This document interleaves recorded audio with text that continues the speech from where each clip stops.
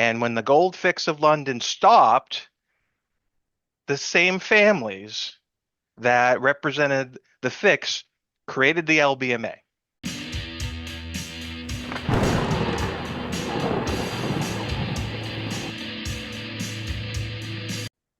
Hello and welcome.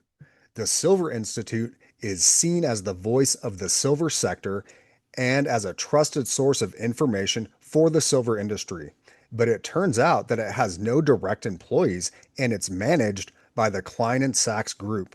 Today we are going to look at the Klein and Sachs Group in an attempt to determine how they ended up managing the Silver Institute and what this might mean for the data they put out regarding the silver industry and for the world order.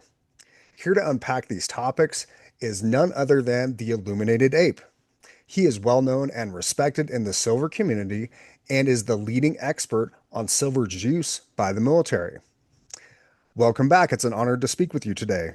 It's always a pleasure, Brian. Happy to be here. In the Silver Institute's 2023 IRS filings, it reported having 0 employees. What is the KSG Group and how did it end up managing the Silver Institute? It's kind of a crazy story, right? So this is a group that was founded in the 1920s. It was a firm, or an association providing general management services, right? But then it evolved into a niche consultancy agency, basically having its legs as soon as Paul Bateman joined and became the leadership of this organization. Klein and Sachs existed since the 20s, but really the story I think is the most interesting when Bateman joins in because Bateman came from Washington, D.C. He served, as uh, I believe chief of staff or assistant to the chief of staff for the Ronald Reagan administration, and this was after coming out of the Department of Commerce and the Treasury Department.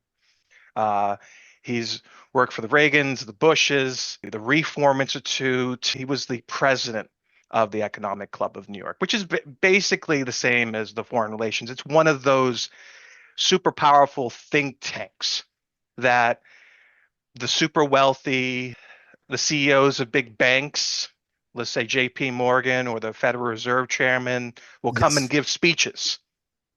So this is a very affluent club. You have to pay a lot of money. You have to be not a nobody to get into there. And more than likely, you have some sort of influence that they can then exploit. And Gotcha. So that's a significant role. it's a very significant role. You're influencing the world stage if you're the president of such a club. And he was also the chairman of the Reform Institute. And most people, I wouldn't blame you for not knowing the Reform Institute. This was a super PAC, basically, that helped John McCain in his era of running for president. It was backed by the Tides Foundation as well as George Soros money. Okay, gotcha. And the Soros thing is not a lot of people understand that Soros actually had a lot of money, a lot of play in the mining sector. That doesn't get talked about a lot. In fact, he had a brother who was heavily in the mining sector. He was very involved in mining projects, and yeah, that's just something that most people don't know about Soros. So I just I'd wanted to throw never that out heard there. of that. Yeah, Yeah. that's So surprising. and another link, I didn't kind of left this on the cutting room floor.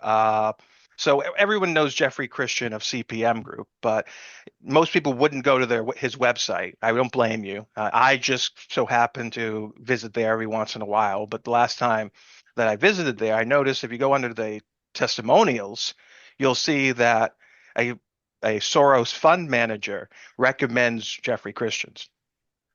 Yikes, that's crazy.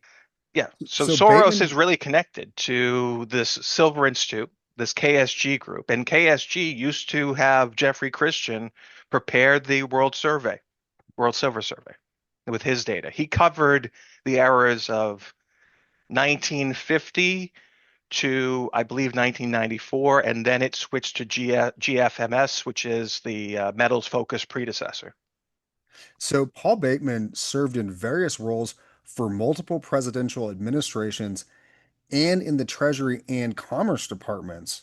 So he definitely had access to a lot of information. Well, he has a lot of influence and connections, and it's not far for me to believe, with all of those connections to Washington, D.C., that his information that he's putting out there is impartial. I mean, I think it has a bias. I think it is biased to some sort of agenda that the defense sector is perpetrating on silver. Why? Because Silver Institute in the 70s, 80s was working with a defense company called Yardney, who were producing silver zinc batteries for military munitions. And I believe in the 90s, the DoD actually investigated that particular company and found fraud. They found that Yardney was taking more metals for procurement from the government than they were actually using. Where did this metal go? Nobody knows. It's an inconvenient fact for the Silver Institute that their history ties into the military industrial complex. So when would you say Bateman's transition to the private sector? And I once he did transition in, of course he had a significant role in the silver industry. Did he also have a significant role in the gold industry? Yes, he absolutely did. So he, so the Silver Institute is one institute. Then there was the Gold Institute, which is the predecessor of the World Gold Council. Now he headed the Gold Institute, or he created it, until it got superseded by the World Gold Institute. But then KSG becomes lobbyists for the World Gold Council. So how does, somebody go from leading the statistical data on gold to being okay with a competitor taking over and then going to represent them in lobbying for them? It doesn't quite make sense if they were separate. So it's a collusion that only makes sense there. And most people also don't realize that Rothschild and Co., Okay. the ones that created the LBMA with Robert Guy, have connections to the World Gold Council. I was not aware of that. So it's by token there, the Paul Bateman is not so disconnected from the original family who fixed the gold and silver price. And when the gold fix of London stopped, the same families that represented the fix created the LBMA. And they just went on with a different way of doing it, but the same sort of control was still present. Obfuscation. These organizations that have these connections, KSG in particular, to very wealthy trillionaires that have a long history of manipulating this market. Go figure. Right. It always seemed like something was amiss. It would be hard to guess that it really was these well-known um, world leaders who of course we often associate with some sort of new world order, and that would literally be involved directly with the precious metals markets. Well, silver is unique in the fact that it's both an industrial metal and a monetary metal. Whereas gold, it's probably hard to argue at this point that it's a monetary metal with the community. However, it has not shown any promise as an industrial metal. And I mean that as the strain on the supply is marginal. It has it only compounds. Silver or gold only compounds in surpluses, whereas we're using more silver than we can produce, and we have done that for decades. And we have basically drained the whole above ground supply for industrial consumption. And that's Right. why gold is useless and it's inflated in value because it's held back, or it's held on by all the sentiment that it was money, the gold to silver ratio, et cetera, et cetera. When we actually look at the reality of the situation, what makes more sense today is that silver is worth more than gold. That does make sense because the gold stockpiles just keep getting bigger. It gets vaulted and it just stays there. Whereas a Hmm. lot of silver ends up getting consumed. Now, when people think about the deficit in the silver market, they're thinking about, the last 4 to 5 years. But it turns out in the past, there had also been a deficit in the silver market, and I got this out of one of your articles. Between 1993 and 2004, there was an average deficit of 133 million ounces. Yeah, and that's based on the KSG data. We know that the KSG data, as well as Christian's data, is all messed up. It's all messed up. And I'll say this because they're not counting things properly. One particular instance is the landfill silver. We know that silver is consumed in these very tiny bits that are very uneconomical to recover. Now, the DoD military, that's a little separate. I'll get into that in a second. But from the consumer angle, from refrigerators to little bits of silver in your electronics. No one really cares about recycling. Less than 20% of people recycle their electronics in the United States. It's less than 25% globally. And for that remaining 75 to 80% of all consumer goods that are electrified, they are either in a landfill somewhere, or they're in someone's basement, in their attic, or lost to wherever. We just don't know. I call it Schrodinger's silver. And the other aspect That's a of it, good that's a good way to put it. and the Is it other, there or is it not? it's not there right now. It's not ready for market. That's the main point. What the silver that is available to market right now in vaults, ready to go, is nil. They are running on the fumes of what is refined in a given day and what people sell back into the market at this point. But the other aspect of the data that they are not telling the truth on is the fact that coins, the sovereign coins that are minted ever since the American Silver Eagle program was created. American Silver Eagle program, by the way, was the policy was written by Jeffrey Christian. Not many people know that. And the reason why it Oh, was created was to drain the U.S. strategic stockpile. They wanted to do it in a way in which it wouldn't disrupt the market. Now, at the height of the Hunt brothers squeeze in the 80s, what happened there after the rules were changed was the Reagan administration announced the sale of the U.S. strategic stockpile. That didn't happen right away. It got blocked by Congress. They maybe sold out 20 million ounces, if memory serves. Less than that is probably best to assume. And then it went through a whole stagnant period because there was opponents in Congress that said, "What, we can't be selling our U.S. strategic stockpile of silver. We used 800 million ounces or so in World War II. We used 1.5 billion ounces in Vietnam. We can't sell off this 160 odd million ounces of silver. We're going to use more of that in a full blown conflict." And it was only you know until the FEMA, or the predecessor of FEMA, and the GSA, the General Services Administration, which is the congressional think tank that investigates things, came in and said, "Hey, we changed it. The military no longer needs so much silver. We can sell it all off." The reality of that situation was they changed the war scenario from a World War 3 year conflict to a 3 month easy win conflict. I And that's see. So they that's could the bring the reason. they could bring Yep. the numbers way down. Exactly. So they tricked Congress into allowing the sale.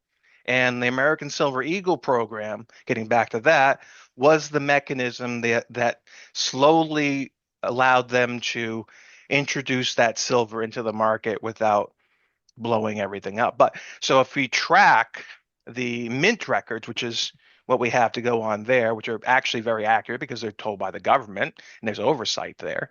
Um, all of that silver is up for grabs every year. It's like the government's bailout is the minting of those coins in a sense, at least from the 80s to 2001, 2002, when the stockpile was finally depleted.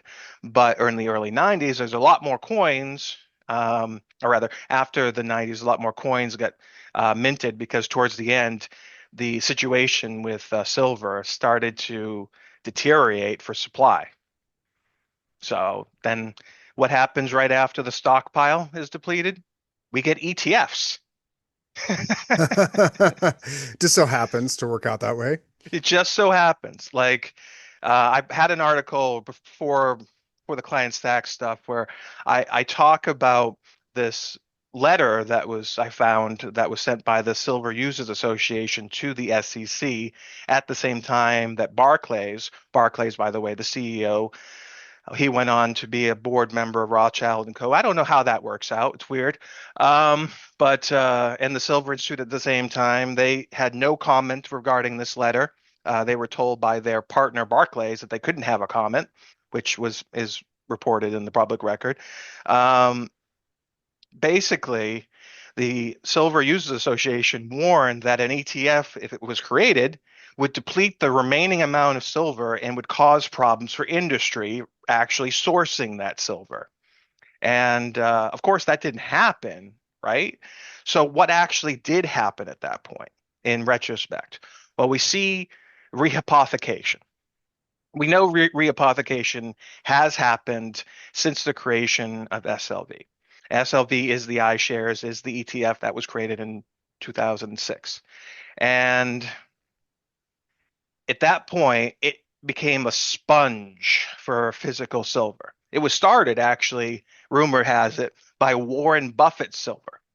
They JP Morgan got Warren Buffett to give them their silver to host in that fund. And that's the start of it. It wasn't actually silver that was ready for market and available for sale. It was just Warren Buffett's silver that started the fund. Interesting. So it's paper silver. It's the futures, but on steroids. It's giving, here's a statistic. More millennials actually today are buying ETFs than physical silver. Why? Because it's a easy mechanism for people. It's playing the liquidity game, and it's going to the casino and getting more instant gratification. So it's a psychological manipulation, a incentive for people to choose this over the real silver. Right. And I think some people too, they feel like, oh, I don't have to store it and I can still get the benefit of when silver increases in price. But as they say, if you don't hold it, you don't own it.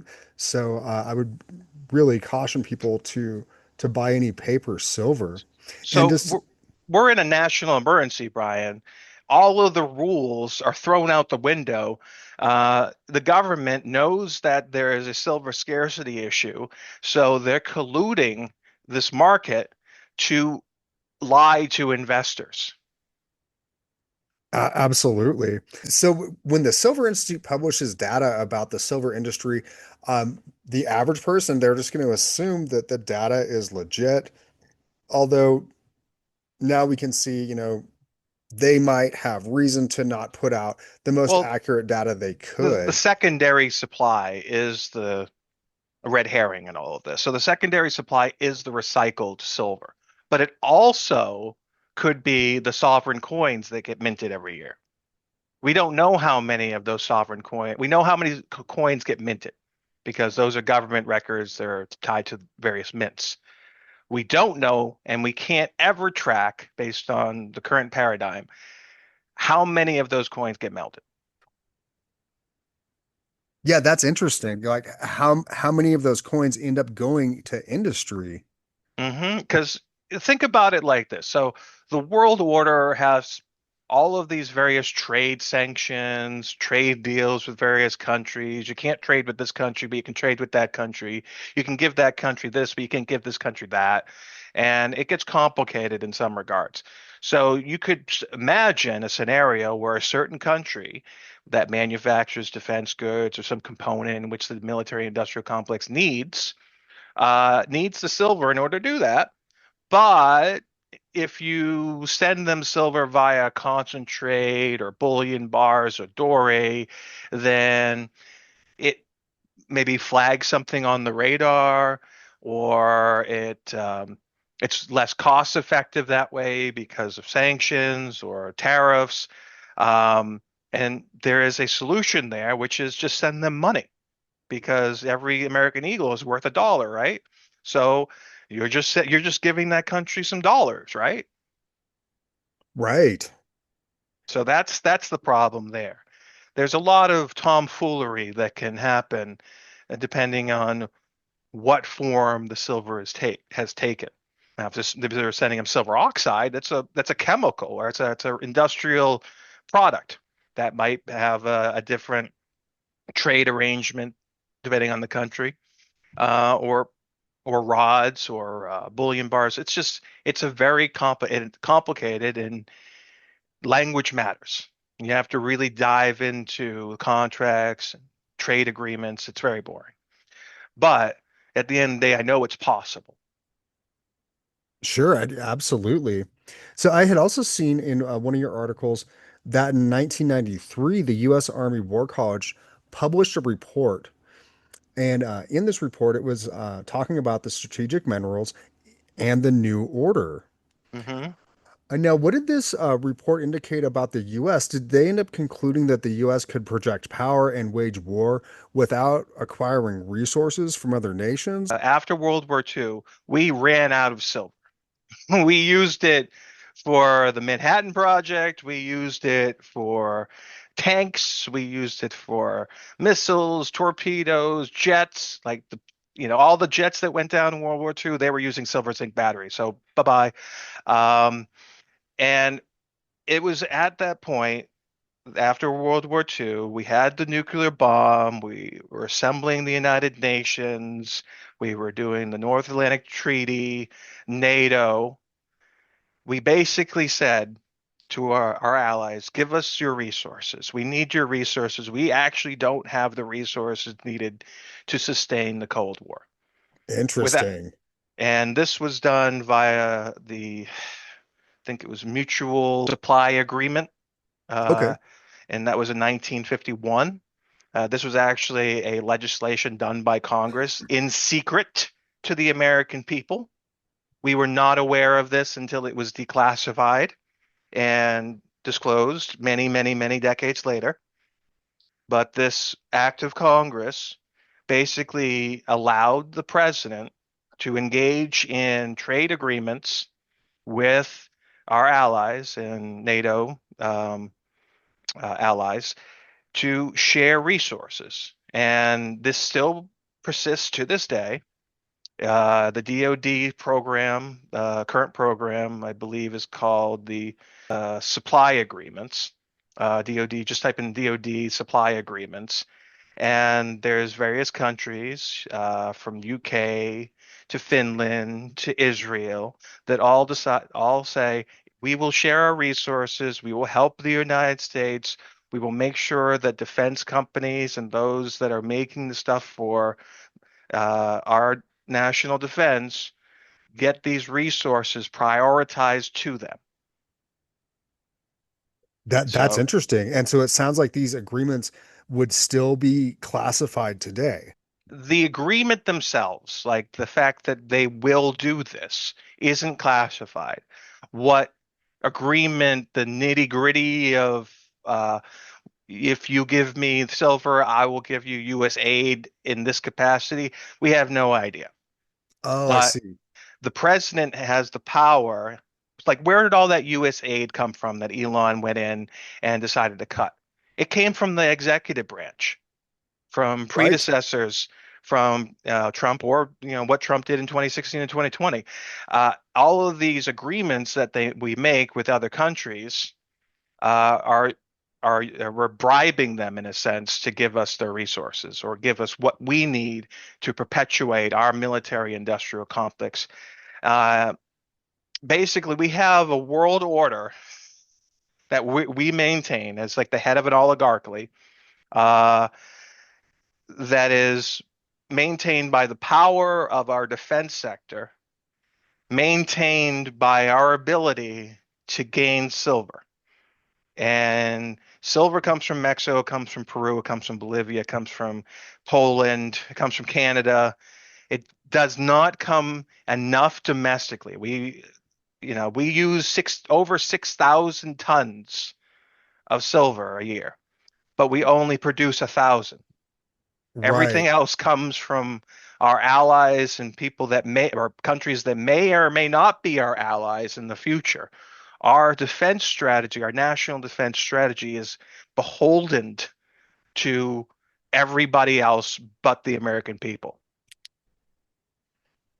Yeah, we are heavily reliant on imported silver. They think about 79% of the silver used. And a lot of these countries, I mean, we are really relying on our relationship with them staying good. And that is a dangerous position to be in. It doesn't make any sense. You touched base with Oren a couple videos ago about the sonobuoys. We Yes, are outsourcing silver zinc batteries to be created in India, and then these batteries get shipped over to the United States and be assembled in these sonobuoys. But I- India is a part of BRICS. It's the eye in the BRICS. As right. soon as the World War III starts, because there's an enemy and it's being propped up um, as the new Hitler, and eventually, some conflict's going to happen because war is business, and that's what happens whenever money starts failing. Countries go to war. It's scary to think that we don't have a stockpile that we could rely on for years if we needed to. Well, the stockpile we had would have been less than 10 month or what less than a month or two supply at current consumption rates of today. It would not have been enough. We had the largest stockpile of silver in the whole entire world at one point before the world wars. And then those wars depleted it. And then we went into the Cold War and started using everyone else's silver. This is this is a very egregious situation. It hasn't been given we haven't the public has not been given awareness of this because the military industrial complex is controlled by the wealthiest people in the world. Um, that is a quite a precarious situation for our country to be in and for our military to be in right now. The military didn't want to be in this position. I found reports that criticized the decision of the Reagan administration and Congress in depleting our national stockpile. This is a national security issue. Uh, Absolutely. and the only reason that it we doesn't exist, like I touch base on it, is because the scenario was changed. There's no way it's the hubris of that decision will go down in the history of the United States. The moment that World War III or any conflict that cuts us off from our supplies, it's over. Our empire is done. That's the gravity of this situation. And the fact that we're in this situation the punishment is treason. I agree. I mean, it's treasonous behavior. And of course they would figure it out later because, they say hindsight's always 2020 when, people start looking into it and they're like, what went wrong? How did we run out of silver?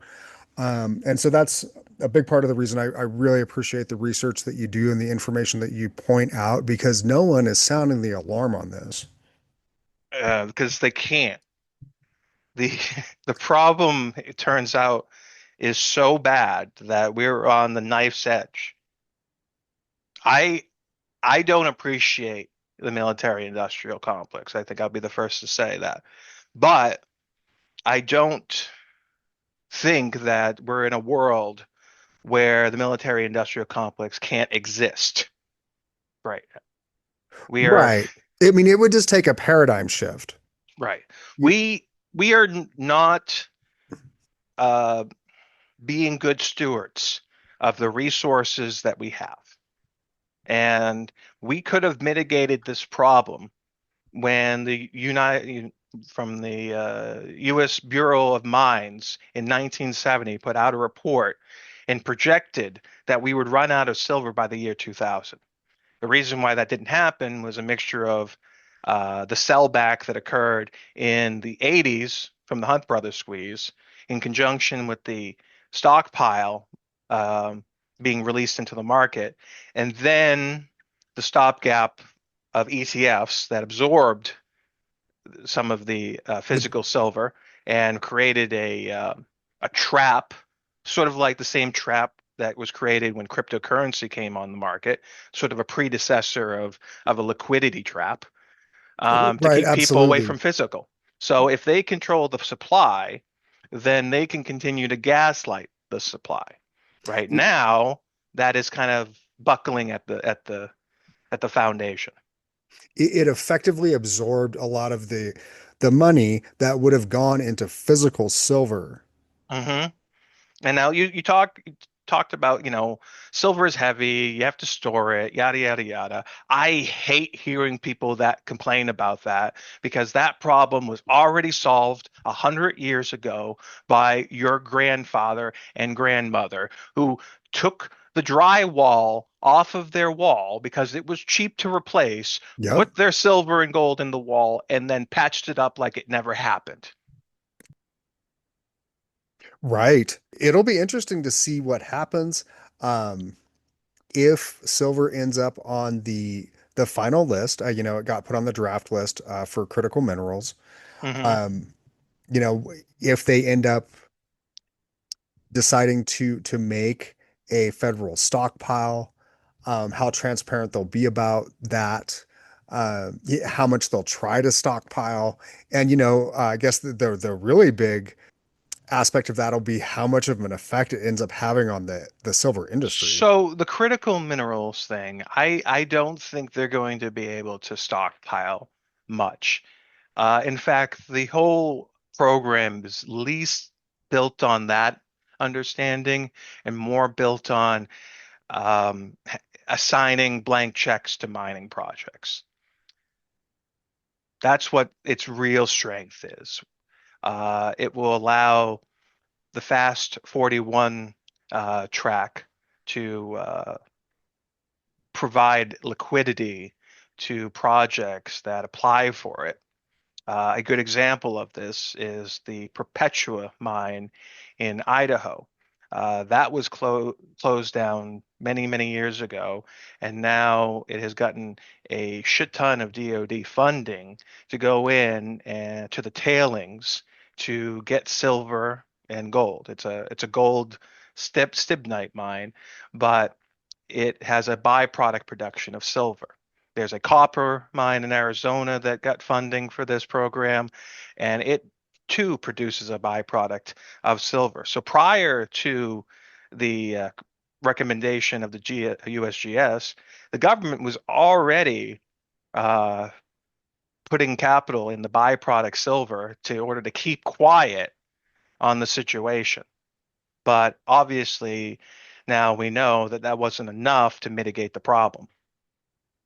Interesting. So it sounds like your conclusion is the biggest effect that this will have will be providing tax credits or maybe some other financial incentives for the mining industry within the U.S. to expand. It has to. That's the only uh, solution to the problem. Well, the problem being we're too reliant on overseas production, Right. Absolutely. and we have to mitigate as much as possible. So if tomorrow, Mexico, Canada cut us off, we would be completely screwed. So Totally screwed. absolutely screwed in every capacity, and it would be a slow death for the United States, rapid slow death. um, but generally speaking, we're getting to that point where the ties that bind our friendship with these countries are deteriorating, and they know the jig is up with our ability to gaslight this market. So they are going to start accumulating, but they're not going to do it in a way that the public is alerted to it. No, they're doing it silently. And if they're not doing it as governments, they're companies, uh, the defense sector of each country are doing it um, because they have to. And this brings in a good time to kind of bring up the kind of the state of the market right now, which is the lease rates for silver are showing the game is coming to an end. At least if there maintains, the same status quo of what's going on right now. So I want to explain how this kind of market works because most people get really excited about a silver squeeze and they think retail is going to be the one to squeeze the market. No, no, no, no, no. We've tried, history has tried this over and over and over again. And the most recent attempt of this is a marketing campaign by bullion companies that want to sell you high premium silver. No, it doesn't work. We don't move the needle, but industry does. Manufacturers take the most silver and they consume it in ways that it's not coming back. When we hold silver, it's in ready to use form for industry to consume it, and we sell it back and we help out the military industrial complex and industry continue. But now that the lease rates are high, that's a disincentive for industry to actually start make things and take the silver right now. We see inventories at the COMEX really, really high. We see LBMA inventories really, really high. But yet the lease rates, which are typically zero, sometimes even below zero, they'll actually give you money to actually take the silver. Um, Doesn't get better than that. right? uh, but they're typically zero. Right now, we're 6% and climbing. And Wow. if these inventories were flush, which everybody in the mainstream media will tell you, there's no reason for that. Absolutely no reason for that. Because all lease rates are a premium for industry. That's how everyone should realize, understand them. The higher the premium for industry gets, the more equal out it will be to retail premium. Once we're hit equilibrium there, that's when the manipulation ends because the companies, the manufacturers, no longer have a disincentive to come drain our retail stock. Right. And you know that That's that is a good point that you made. I mean, we are effectively the above ground stockpile right now of silver that's in ready to use form, where right. they're not going to have to fish it out of a phone or, um, do whatever it is they might need to do to get access to it. And stackers are going to be holding on for much higher prices than they are right now. hmm Well, at least the ones that have held silver for a very long time.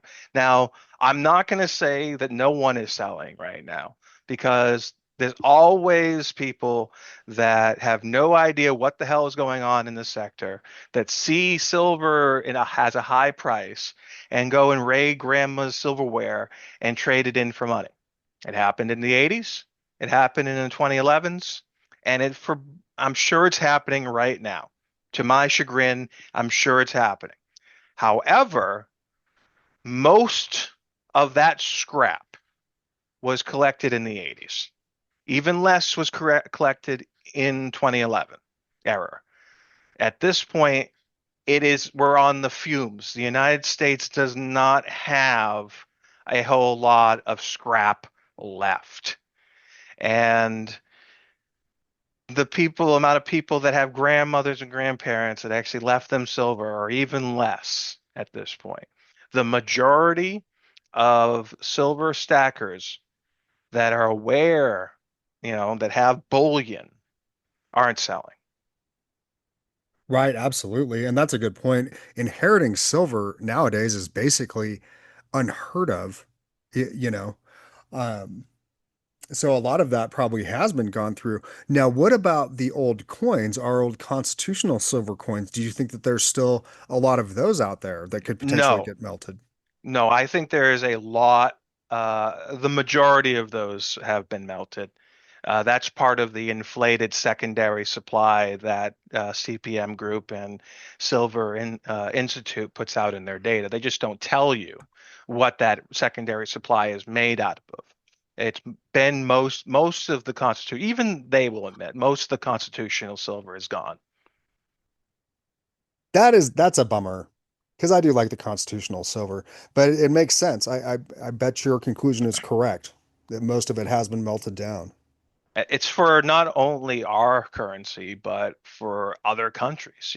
For instance, with the UK, India, and Saudi Arabia after World War II, all those land leases came due, and they didn't have enough silver to continue their monetary system, so they demonetized silver and gave it to the United States. That is interesting. And that's it's almost as though we created the problem to offer our solution, right? Here we'll give you all the silver. Oh, we're gonna definitely take it back after the war when everything is all over and whatnot. Oh, you don't have enough because you used all the other silver you had for war. Too bad. Well, we'll just take over the military industrial complex and you can buy weapons from us. Right. That is interesting. So it's a very complex situation that I have no pleasure in diving into, but I have found myself to be the only person that has an obsession with this. So, yeah, it's me, and I'll given everybody all the documents at this point. I'm built out a new section in the silverwars.com called Intel, and if people are curious and which wish to take the mantle away from me, please learn. All right. I will give all my research away by the end of the year that I have like just stored in folders on my computer. And if somebody wants to take my mantle, go for it. But if you don't, I have to keep doing it, which is, I guess I have to. I'll just keep doing it. But I would love to if some more people took my mantle. Well, I have a feeling you're still going to have to do the lion's share of the research. And it's really good, folks. I do recommend checking out the Silver Wars articles. I'll have linked in the description. There's a bunch of great information out in those articles. Well, I appreciate that shout out. And yeah, Silver Wars is my life's work culminating. I know we I created silverwars.org, but that site's too limited. It's great for getting someone immediately understanding that silver is used for the military. But if people really are interested in the subject and want to dive into history, that's what silverwars.com is all about. I want to give everybody the full uh, the full meal, we'll say, the banquet of silver conspiracy, the largest rabbit hole ever to go down, and it's consistent. Most people in the sector would have been perpetuating this idea that it's all about the suppression of this price of silver for the bottom line of industry. That is false. It makes no sense because the military does not care what the price of silver is. They have an unlimited checkbook. That was never the problem. Yeah, it's interesting because, when someone looks at it, that is almost the obvious conclusion, like, oh, well, they're holding the price down for industry. Hmm. But it turns out there's so much more to this than that. And just to touch on your point earlier about us not being good stewards of the above ground stockpile, we absolutely are not. We're wasting all of this silver. Way too much of it is getting consumed by the military. And it, really makes me feel bad for the future generations. They're going to look back and go, what happened? Like, how did so much silver get wasted? Why did the price stay so low for so long that it was being used in such a wasteful manner? And then when I found out from your research that George Soros had literally donated, it's interesting how everything ties together. Everything comes together when you understand that silver is a very scarce, very essential mineral because it just so happens to be the best electrical conductor, the best thermal conductor. It has medical properties. It has the best reflector of light of all metals. And if you're the military industrial complex who creates advanced weapons and needs to have an advantage in your competition, always trying to reinvent the wheel, you are not going to use inferior resources to do it. It makes no sense. Yeah, no way. And you don't want the price to run because then you'll spook the market. Well, silver is both a monetary and industrial metal, so it is a whole different beast of a commodity. And the USGS, bless their heart, they don't realize that. Because if they realized that, then they would not have made silver critical. Because they have basically sounded the giant trumpet to the world that the United States is in trouble. Right. They did kind of blast it out on a loudspeaker. Illuminated Ape, I want to thank you for coming on today. It's always an honor to speak with you. And Absolutely, I'm thankful that you kept me sort of on the rails. I know I'm just I ramble. I ramble about everything, folks. But I hope everyone learned something today. Please check out silverwars.com. Please do your due diligence. I will always give you the best source information I possibly can. thank you so much to everyone who watched today. Please hit the like button and consider subscribing to the channel for more content like this. And I hope you all have a great day out there.